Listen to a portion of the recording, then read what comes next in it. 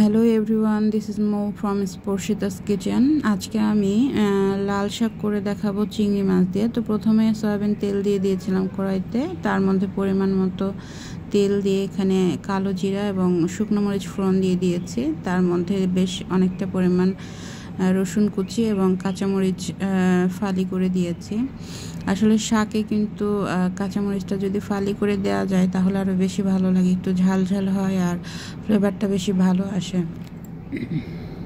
তো আমি রসুন কুচিটা একটু মোটামুটি হালকা করে ভেজে নিব এবং ভেজে নেওয়া হয়ে গেলে এখানে আমি বেশ অনেকটা পরিমাণ প্রায় 5টির মতো পেঁয়াজ দিয়েছি, দেশি পেঁয়াজ কুচি। এটা দিয়ে আমি একটু ভালো করে ভেজে নিব।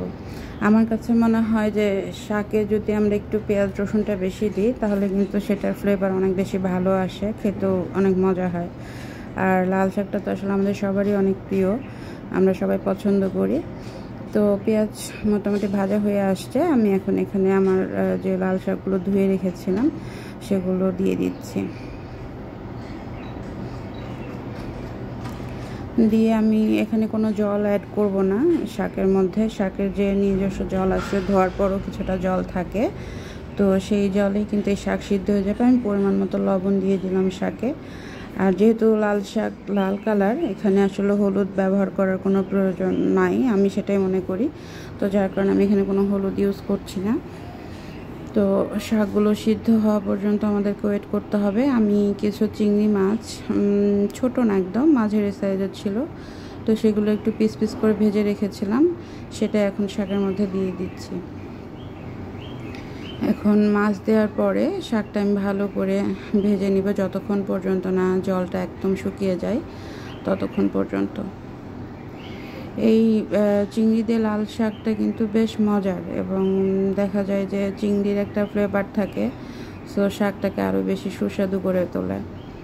তো আমি ভালোভাবে এটা নাড়াচাড়া করব যতক্ষণ পর্যন্ত না লাল শাকের জলটা একদম শুকিয়ে যাচ্ছে, এবং একদম জল শুকানোর পর যখন ঝরঝরে হয়ে আসবে তখন আমি লাল শাকটা কড়াই থেকে নামিয়ে নিব। আমার শাক প্রায় হয়ে আসছে, তো এই যে লাস্ট ফিনিশিং, আমি নামিয়ে নিচ্ছি শাকটা।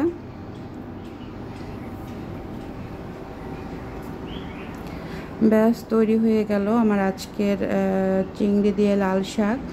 এটা ভীষণই মজার, দেখতে যতটা ভালো লাগছে খেতেও কিন্তু বেশ মজার। আশা রেখে আপনাদের ভালো লাগবে। রেসিপিটি আপনাদের কেমন লাগলো কাইন্ডলি জানাবেন, তাহলে অনেক উপকৃত হব, আরও অনুপ্রেরণা পাবো নতুন নতুন ভিডিও নিয়ে আপনাদের সামনে আসার। ধন্যবাদ সবাইকে, ভালো থাকবেন সবাই।